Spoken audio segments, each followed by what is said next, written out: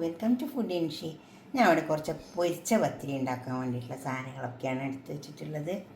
ഇത് അരക്കപ്പ് പുട്ടുപൊടി, ഇതില്ലെങ്കിൽ റവ എടുത്താൽ മതി. ഇത് വറുത്ത പച്ചരിപ്പൊടി അരക്കപ്പ്. ഇത് 1/4 കപ്പ് മൈദ നിർബന്ധമില്ല, വേണമെങ്കിൽ ഒഴിവാക്കാം.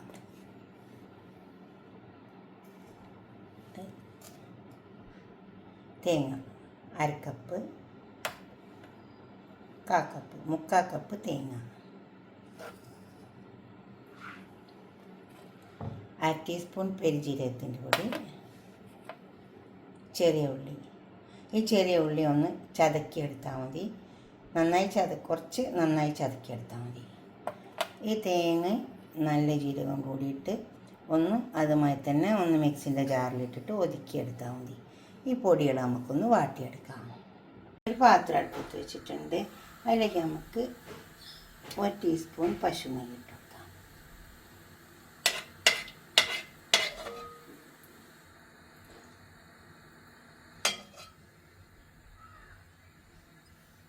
നമുക്ക് ഈ ചെറിയ ഉള്ളിയിലേക്ക് ചതക്കി വെച്ചിട്ടെടുക്കാം.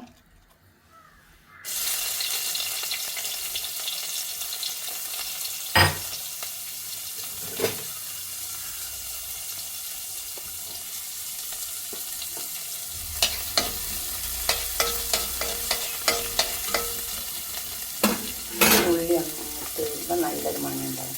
അപ്പോൾ നമുക്കൊരു 1.5 കപ്പ് വെള്ളം ഒഴിച്ച് കൊടുക്കാം. അപ്പോൾ ഇതാ ഉള്ളി നന്നായി മൂത്ത് വന്നിട്ടുണ്ട്. ഇതിലേക്ക് നമുക്കൊരു 1.5 കപ്പ് വെള്ളം ഒഴിച്ചു. 1.5 കപ്പ് വെള്ളമാണ് ഒഴിച്ച് കൊടുത്തത്. ആ വെള്ളം തിളക്കട്ടെ. അപ്പോൾ അതിലേക്ക് നമുക്ക് ഉപ്പ് ഇട്ട് കൊടുക്കാനുണ്ട്. ഉപ്പ് ആവശ്യം പോലെ ഇട്ട് കൊടുത്താൽ മതി. ഉപ്പ് കൂടിപ്പോയത്. ഈ വെള്ളം തിളച്ച് വരുമ്പോൾ നമുക്ക് പൊടി ഇട്ട് കൊടുക്കാം. വെള്ളം തിളച്ച് വന്നിട്ട് നമുക്ക് ഈ പൊടികൾ ഇതിലേക്ക് ഇട്ട് കൊടുക്കാം. ഇത് മൈദ, അരിപ്പൊടി, പുട്ടുപൊടി, റവ എടുത്താലും മതി കേട്ടോ, റവ ഉണ്ടെങ്കിൽ. പിന്നെ ചതക്കി വെച്ച തേങ്ങ അധികം അരിയരുത്. ഇതുമാതിരി ആക്കിയെടുത്താൽ മതി. ഇനി ഇത് നന്നായി ഇളക്കിയെടുക്കുക.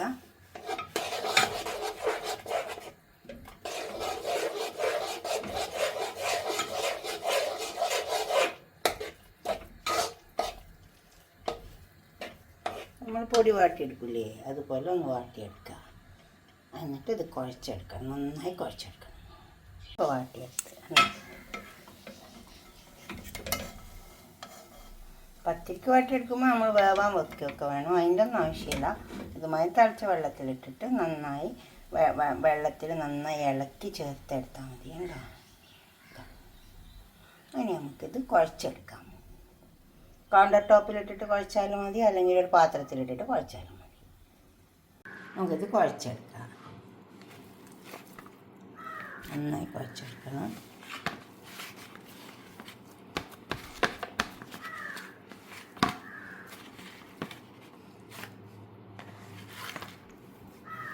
ചൂടുണ്ട്, നന്നായി കുഴച്ചെടുക്കുക. കുറച്ച് ഇളം ചൂടോട് കൂടി തന്നെ കുഴച്ചെടുത്താൽ മതി. അപ്പോൾ നമുക്ക് നന്നായി കുഴച്ചെടുക്കാൻ പറ്റും.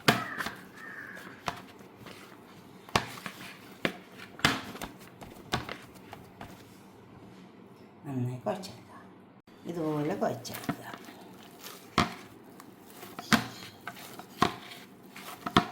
ഇനിയിപ്പോൾ കൈമേൽ കുറച്ച് വെള്ളം ഇങ്ങനെ ആക്കിയിട്ട് വേണമെങ്കിൽ കുഴച്ചെടുക്കുക. വെള്ളമാണ്.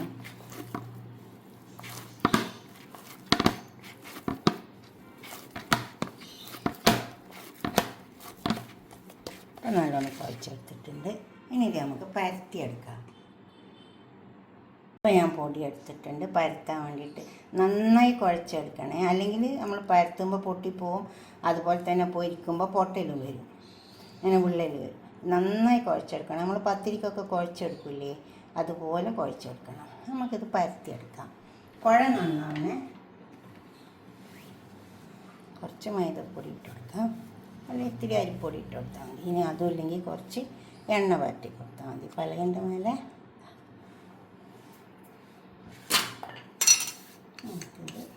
പരത്തിയെടുക്കുക.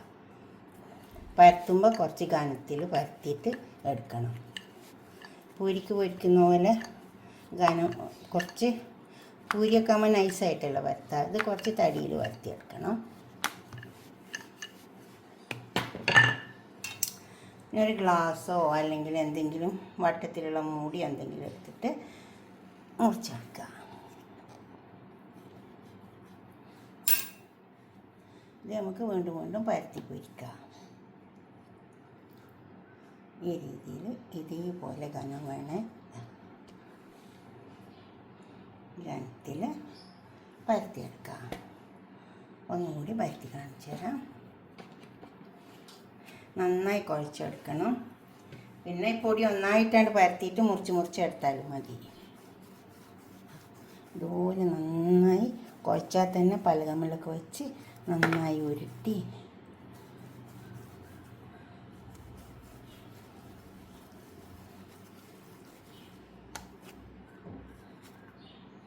ഇത് പരത്തിയെടുക്കുക. കുറച്ച് പൊടി ഇട്ട് കൊടുക്കുക. അധികം പൊടിയൊന്നും വേണ്ട, കുറച്ചിട്ട് കൊടുത്താൽ മതി.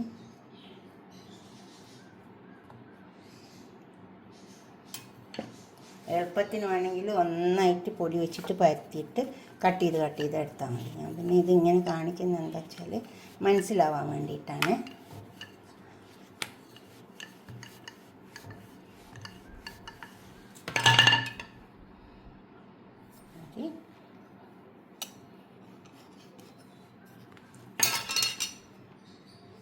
ഇത് വീണ്ടും നമുക്ക് പരത്തിയെടുക്കാം. ഞാൻ മുഴുവനും പരത്തിയെടുക്കാം. നമുക്കിത് പൊരിച്ച് വരാം. ആദ്യം ഒന്ന് ഫുള്ള് തീ വെച്ച് കൊടുക്കുക, എന്നിട്ട് പിന്നെ തീ കുറച്ച് കൊടുക്കണം. അപ്പോൾ നമുക്ക് ഉള്ളൊക്കെ വെന്ത് കിട്ടുള്ളൂ.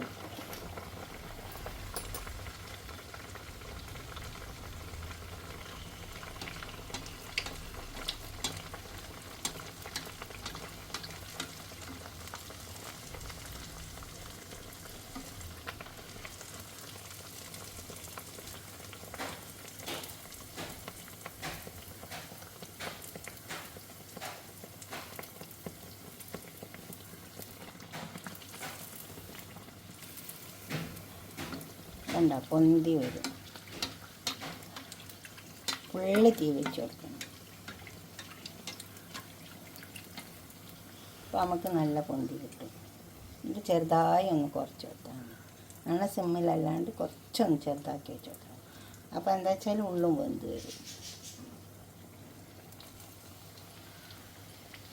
ഇതേപോലെ പൊന്തി കിട്ടും.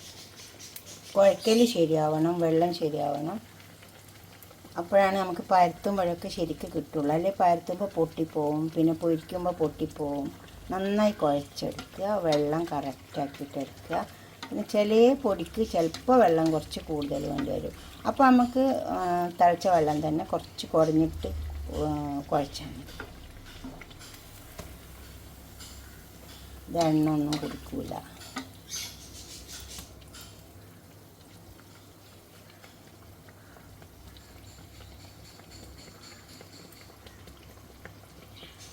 ഇതുപോലെ പൊരിച്ച് കയറിയാൽ മതി. അപ്പോൾ നല്ല പൊരിച്ച പത്തിരിക്കും. ഇതിന് നല്ല സ്റ്റൂ, ചിക്കൻ്റെ സ്റ്റോ, വെജിറ്റബിൾ സ്റ്റോ എന്ത് കൂട്ടിയിട്ട് കഴിക്കാനും പറ്റും.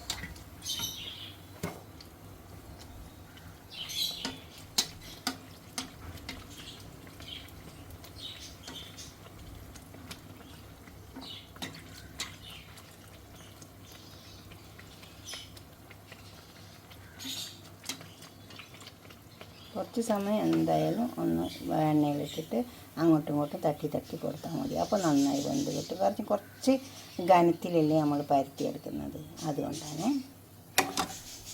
നെക്സ്റ്റ് ഇട്ട് കൊടുക്കാം.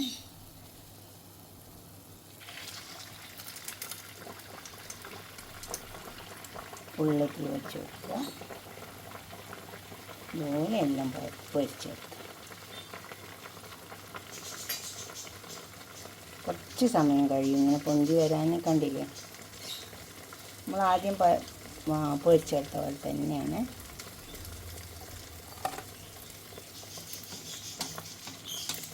എണ്ണ ഒന്നിങ്ങനെ തട്ടിക്കൊടുത്താൽ മതി.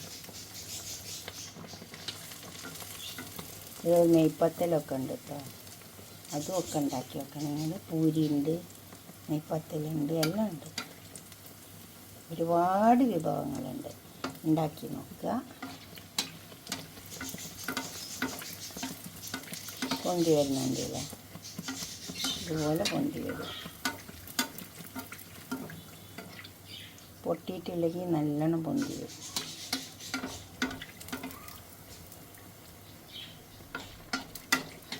ഈ രീതിയിൽ നമുക്ക് പൊരിച്ചെടുക്കാം. നമ്മൾ പൊരിച്ചെടുത്ത പത്തിരിയൊക്കെ അവിടെ കൊടുന്ന് വെച്ചിട്ടുണ്ട്. ഇതുപോലെ ഒന്ന് ഉണ്ടാക്കി നോക്കിയ പത്തിരി, പൊരിച്ച പത്തിരി. ഞാൻ പറഞ്ഞ ആ കണക്ക് കൂട്ടൊക്കെ അതുപോലെ എടുത്താൽ മതി. നിങ്ങൾ ഉണ്ടാക്കിയിട്ട് നിങ്ങളുടെ അഭിപ്രായങ്ങളും നിർദ്ദേശങ്ങളൊക്കെ ഒന്ന് കമൻറ്റ് ബോക്സിൽ അറിയിച്ചാട്ടെ. ലൈക്ക് ചെയ്യണം, അപ്പോൾ തന്നെ ഷെയർ ചെയ്യും വേണം, സബ്സ്ക്രൈബ് ചെയ്യാത്തവരൊക്കെ ചെയ്യും വേണം. ഉണ്ടാക്കി നോക്കുക, എന്നിട്ട് അഭിപ്രായ നിർദ്ദേശമൊക്കെ കമൻറ്റ് ബോക്സിൽ അറിയിക്കുക. അപ്പോൾ അത് ഷെയർ ചെയ്യുക. തീർച്ചയായിട്ടും കൂടി ഷെയർ ചെയ്ത് നോക്കിയും വേണം, സബ്സ്ക്രൈബ് ചെയ്യാത്തവരൊക്കെ ചെയ്യും വേണം. ഓക്കെ, അടുത്തൊരു വീഡിയോ ആയിട്ട് നമുക്ക് പിന്നെ കാണാം. ബൈ. നന്നായി കുഴക്കുക, വെള്ളം കണക്കാക്കുക, അതൊക്കെ ചെയ്താൽ മതി. അപ്പോൾ നല്ല പത്തിരി കിട്ടും. Okay, by.